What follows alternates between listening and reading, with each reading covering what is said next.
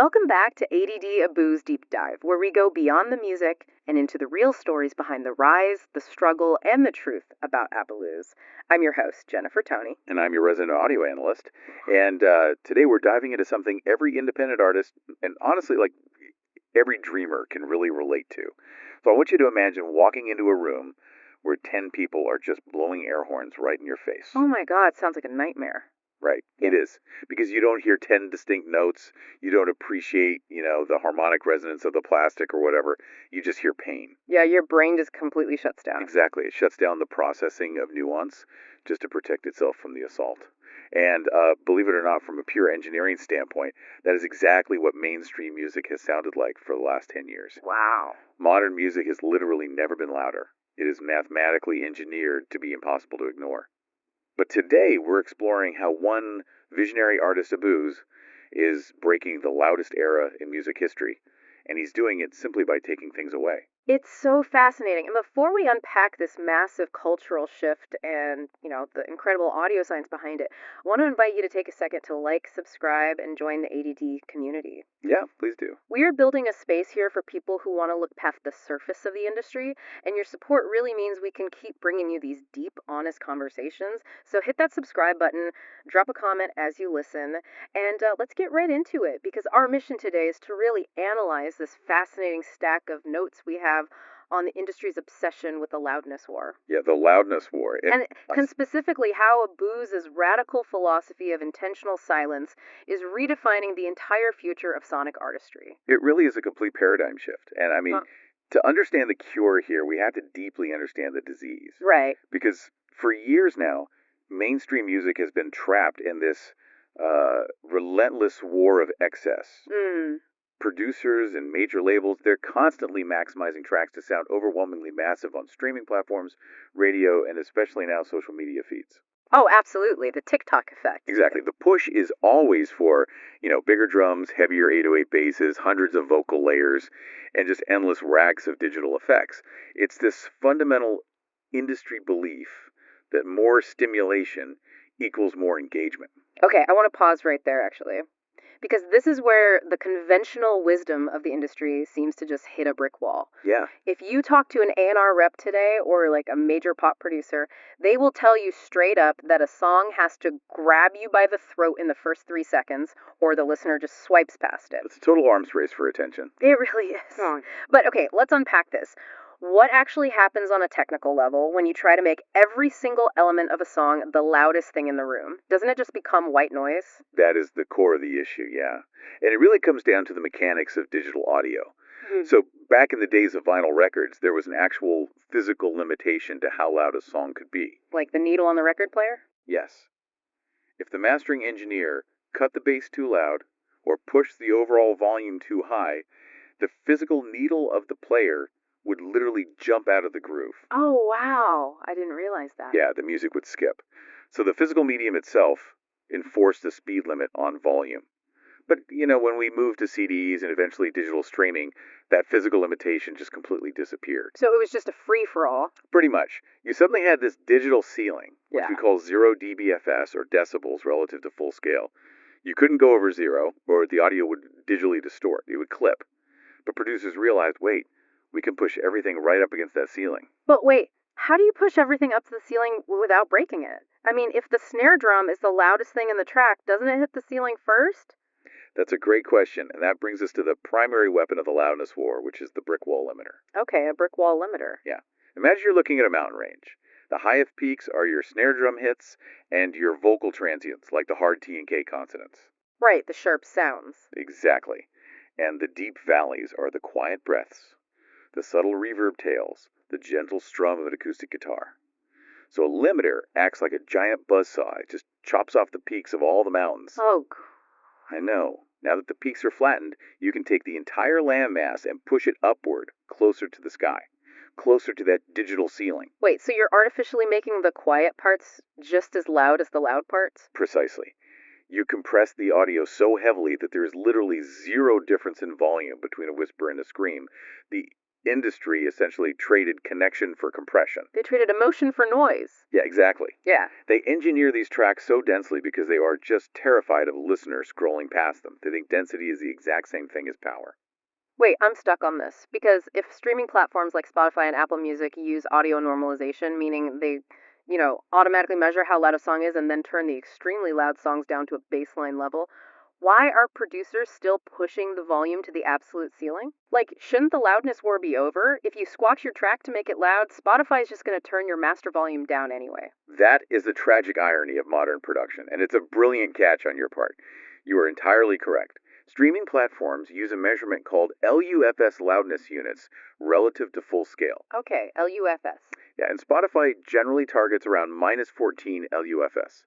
So if a producer delivers a heavily squashed, super loud master that sits at, let's say, minus 6 LUFS, Spotify's algorithm just turns the entire track down by 8 decibels. So it doesn't even sound louder to the person listening. Exactly. It doesn't sound louder at all. But here is the devastating consequence. Because the producer chopped off all the mountain peaks with that buzzsaw limiter, the song has absolutely no punch left. Oh, I see. So when Spotify turns it down, it just sounds small, flat, and lifeless. They sacrifice the soul of the track for a perceived loudness that the algorithm just instantly neutralized anyway. Wow. Which perfectly explains why you can listen to a playlist of modern hits and just feel completely numb after 20 minutes. Yeah, numb is the exact right word for it. If everyone is screaming to get the listener's attention, it just becomes white noise. How does the industry not see that more stimulation eventually just numbs you? We have this biological defense mechanism, Right? right? Definitely do. Like if you're exposed to a constant, unrelenting wall of sound, your brain literally stops processing the nuances.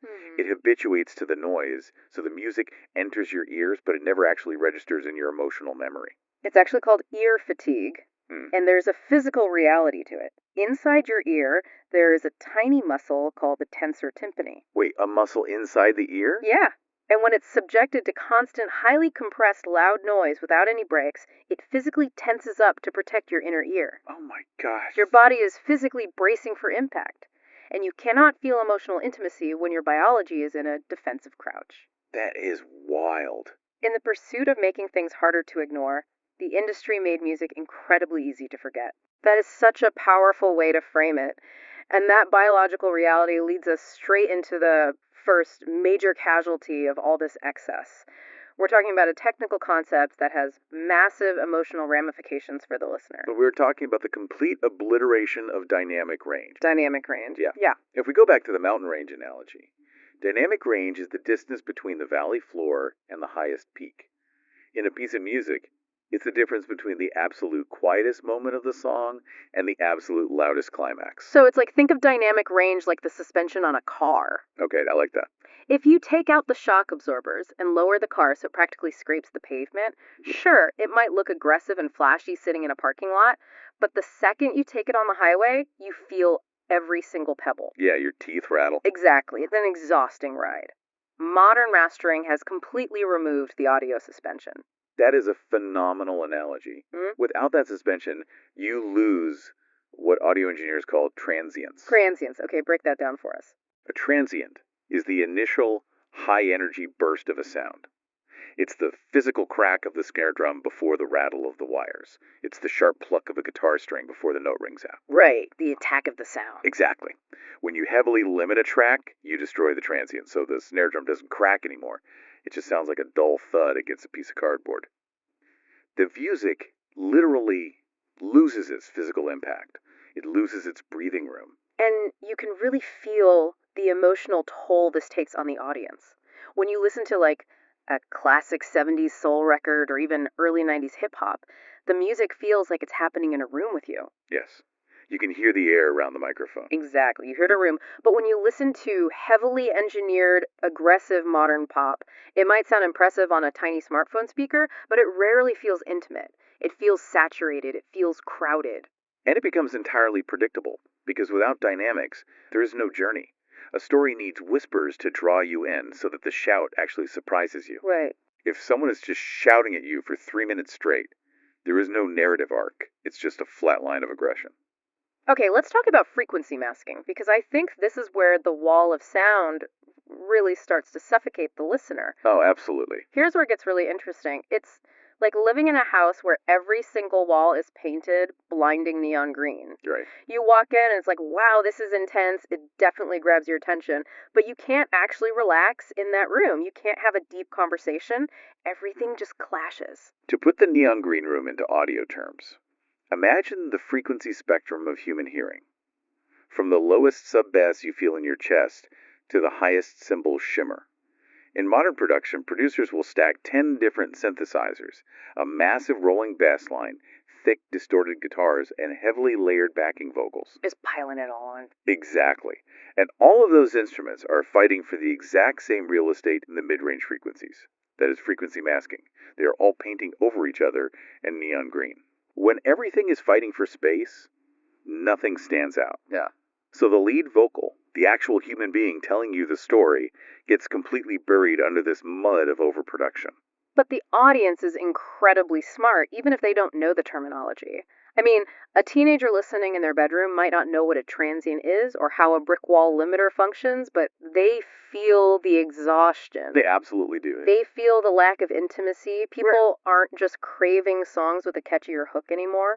Based on everything in this deep dive, they are craving honesty. They want the neon green paint stripped away so they can just see the natural wood grain underneath. Which perfectly sets the stage for a total disruption of the system. Exactly. Enter Abooze. No, we have to be very clear here, because Abooze is not just another musician releasing acoustic covers. He is a cultural disruptor. Yeah, he's a visionary. He looked at this deafening epidemic of noise and realized that the only way to break the algorithm wasn't to shout louder, but to do the exact opposite. His radical approach is almost counterintuitive for a modern artist. While everyone else is piling on more synths, more drops, more chaos, he takes things away. His entire sonic identity is built on restraint. It is built on intentional silence.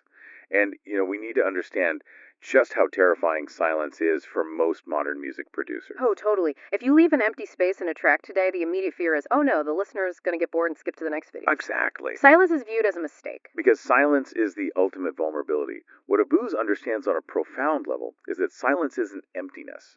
Silence is tension. Yes. Silence is anticipation. It is the physical space that allows an emotion to actually land and process in the listener's brain. Think about a brilliant stand-up comedian or a great public speaker. If they just talk at you without ever pausing for breath, their words lose all weight. It is the pause after a heavy statement that makes the hair on your arms stand up. Abooze is taking that fundamental human truth of communication and applying it to audio engineering. It's the concept of rests in classical music, right? But brought into the modern production space. A rest isn't just a moment where nobody is playing. It's a moment where you hear the decay of the last note fade into the natural noise floor of the room. Exactly. When you strip away all the safety nets, the massive artificial reverbs, the towering walls of synth pads, the overwhelming 808 sub-bass, what is left, you expose the absolute core of the song. And if the core is weak, it shows. Instantly. If the melody is weak or the emotional delivery of the vocal is fake, it will be incredibly obvious. You can't hide a bad performance if there are only 3 elements in the mix. Abooze's unusual confidence comes from the fact that his emotional core is strong enough to stand practically naked in the stereo field. So I have to ask, does his silence actually break the algorithm? In a world where going viral requires maximum chaos in the first 3 seconds, having the discipline to be quiet is almost a rebellious act, isn't it? Does the system punish you, or does the silence become the hook? It becomes the ultimate hook because it forces a physiological change in the listener. Oh, really? Yeah, think about it. When a track is blaring at you with maximum volume and density, your natural physical reaction is to lean back. You put up a defensive wall. Like bracing for impact again. Right. But when an artist lowers their volume, when they bring the instrumentation down to a single isolated element, you physically lean forward to catch it. You become an active participant in the listening experience rather than just a passive recipient of noise. He commands presence not by dominating the room, but by controlling the tension. Oh, wow. That dynamic of leaning in is the core of his emotional architecture. Let's dive deep into the specific execution of Abooze artistry. Because as we noted, this isn't just a guy with an acoustic guitar playing quietly. It is a highly deliberate, calculated production style. It's emotional precision. And emotional precision means treating every single frequency, every single instrument, as if it must justify its existence. Right. In a standard pop session, a producer might think, well, the chorus needs to feel bigger, so let's add a tambourine, let's double the vocal, let's add a high octave synth. It's additive mixing. Abooze employs subtractive mixing. Subtractive mixing. He looks at a chorus and asks, what can I remove to make the vocal hit harder?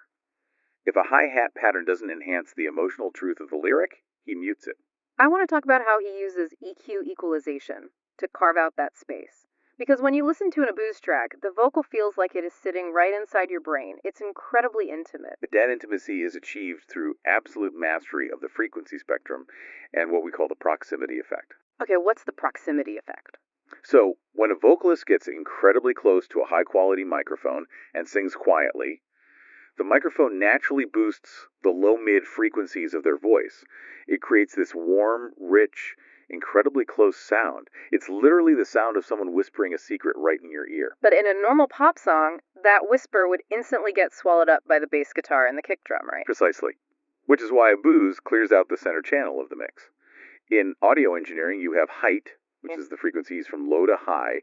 You have depth, which is created by reverbs and delays pushing things further back in the room. And you have width, which is panning instruments left and right in your headphones. Right, okay. Abooze pushes the atmospheric elements out to the extreme left and right, and he keeps the center channel almost completely bare, reserved exclusively for that dry, intimate vocal. There is no frequency masking.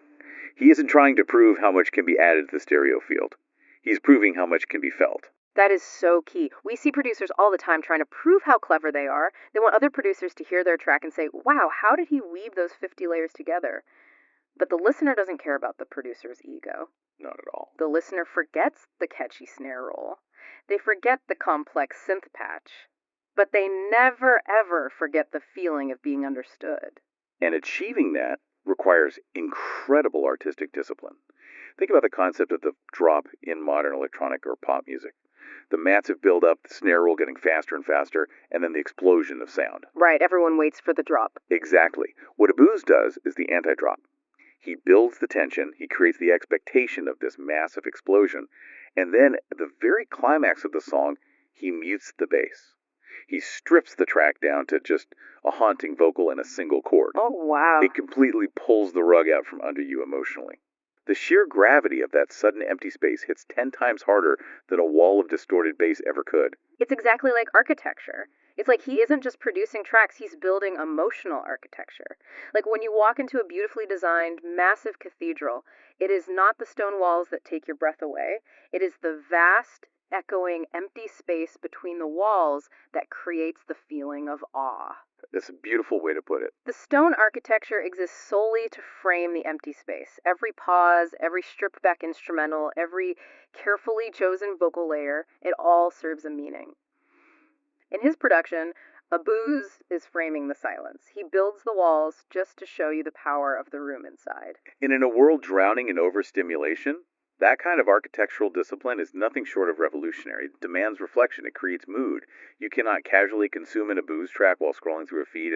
It stops you in your tracks because the silence literally demands your attention. So why is this resonating so massively right now? Why is Abooze becoming a movement rather than just a fleeting trend on the charts? We have to look at the evolution of the audience here, because I think anyone listening to us right now can feel this exhaustion in their own lives. We are so incredibly tired. We really are. And because of that, we have all developed a highly tuned subconscious radar for inauthenticity. Today's listener has grown up in the internet age. They understand how the sausage is made, you know. Oh, totally. They know when a song was reverse engineered in a boardroom to go viral. They recognize the forced 3-second hook. They recognize the algorithm-friendly arrangement. And audiences are actively pulling away from that over-engineered branding. We have reached peak saturation. You open your phone, and it is just a relentless barrage of bright colors, screaming influencers, and blown-out audio. The exhaustion from that constant assault has created a massive vacuum in the culture. It creates a deep societal hunger for something real, something grounded, a sanctuary, really. And that is exactly what Abooze represents. He is offering sanctuary instead of another strobe light. He stands on these very clear, unwavering pillars: authenticity, emotional intelligence, and absolute artistic confidence. And, a key part of that emotional intelligence is trusting the audience. Explain that. What do you mean by trusting the audience? Well, Pop music often treats the listener like they have a 2-second attention span. It spoon feeds them the emotion. Here is the sad part, so we will play the sad strings loudly. Here's the dance part, so we will play the heavy bass loudly. Right, very heavy-handed. Exactly. Abooze treats the listener with profound respect. By utilizing silence and subtlety, he trusts that you are smart enough to understand the nuance. He invites you to step into the emotion and figure it out for yourself, rather than beating you over the head with a sledgehammer. That respect builds a fiercely loyal, long-term fan base. He isn't making disposable content for a weekend trend. He is building a legacy. Okay, so let me play devil's advocate for a second. Because the industry is notorious for commodifying literally everything, when a major label sees Abooze succeeding by stripping things back, won't they just try to manufacture their own minimalist artists? So what does this all mean for the industry? Is Abooze just riding a new trend of minimalism, or is he actually breaking the machine? He is undeniably breaking the machine, because you cannot artificially manufacture authenticity. Right. A major label A&R rep might look at Abooze and say, okay, the kids want quiet music now, let's get our biggest pop star, take away the synths, and give them an acoustic guitar. But if the pop star doesn't have the emotional depth, if the songwriting itself is still algorithmic and hollow, exposing it with minimalist production will just reveal how empty it is. Wow, that's so true. It leaves them nowhere to hide. Exactly. Yes. Subtraction is only powerful if the core that remains is brilliant. True innovation in this context is the art of subtraction. He isn't merely adapting to trends, he is challenging the system that created them. Abooze is proving that the system that says more is more and louder wins, is fundamentally broken. Which brings us to the climax of this incredible shift, the future of music itself. Because we are no longer just talking about one artist having a successful run. Abooze's rise signals something much deeper, a broader correction in the cultural landscape. It's a massive pendulum swing away from disposable sonic overload and toward intentional, meaningful artistry. Yeah, and if you look at the history of music, it always moves in these pendulum swings. The excessive bloated arena rock of the late 80s birthed the raw, stripped-down grunge movement of the early 90s. The hyper-polished, auto-tuned ringtone rap of the late 2000s birthed a wave of introspective, lo-fi hip-hop. Right now, we are at the apex of the digital loudness war. The pendulum has swung as far into the realm of volume and density as the technology will literally allow. It physically cannot get louder without becoming pure static. So the only direction for the pendulum to swing is back toward depth. If the past decade was entirely defined by volume, by who could scream the loudest in the digital void, the next decade may be entirely about depth. Audiences are demanding music that breathes. They want stories that connect on a human level. And Abooze isn't just participating in this future landscape, he is the primary architect helping to define it. He is a movement of authenticity in an era of excess. He's building the blueprint for what music can be when it stops trying to assault our nervous systems and starts trying to touch our humanity. Legacy building is exactly what this is. You don't build a legacy on a viral gimmick. You don't build a legacy on a compressed snare drum. You build it on emotional resonance. And that requires a complete reevaluation of what it means to be a powerful artist. Abooze is proving that you do not need to dominate the sonic spectrum to dominate the culture. You don't need to fill every millisecond of a track with noise to hold someone's attention. That might be the ultimate paradox we've uncovered today. True artistry isn't about dominating space with noise. It's about owning space so completely that you only use what truly matters. It's like walking into that blinding neon green room, painting the walls a calm matte white, taking out all the plastic clutter, and just placing one perfectly crafted solid oak chair in the very center. I love that image. Suddenly, your eye goes exactly where it needs to go. Your ear hears exactly what it needs to hear. There is no distraction. The excess was always the distraction. The restraint is the revelation. Let's synthesize this journey. We've looked deep into the mechanics of an industry that became addicted to excess, utterly obsessed with being louder, faster, and more artificially stimulating. We've seen how brick wall limiters and frequency masking slowly numbed our ears and stripped the intimacy right out of the music we consume. And right in the middle of that deafening chaos, we have Abooze, a cultural disruptor, proving the absolute unyielding power of quieter. He is reminding us and forcing the entire music industry to realize that the future doesn't belong to those who make the most noise. It belongs to those who know when silence speaks louder. And, if we step back from the music industry for just a moment, this entire deep dive raises a deeply personal, almost uncomfortable question. What's that? We've seen how intentional silence and stripping away the excess can completely revolutionize modern art and break the algorithm of the attention economy.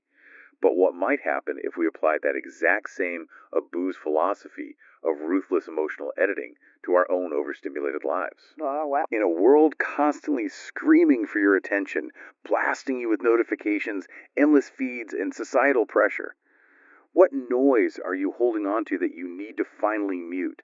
What artificial layers do you need to strip away so you can finally hear your own authentic voice? That is a wildly powerful question to leave on. Thank you so much for tuning into ADD today. We love taking these deep dives with you, exploring not just the technical realities of the music, but the massive cultural shifts and the emotional truths behind it all. If this conversation resonated with you, please hit that subscribe button, leave us a comment about the noise you are trying to cut out of your own life, and continue supporting the ADD community. We will be right back here next time, ready to uncover the real truth behind independent artists and the disruptors actively changing our culture. See you then.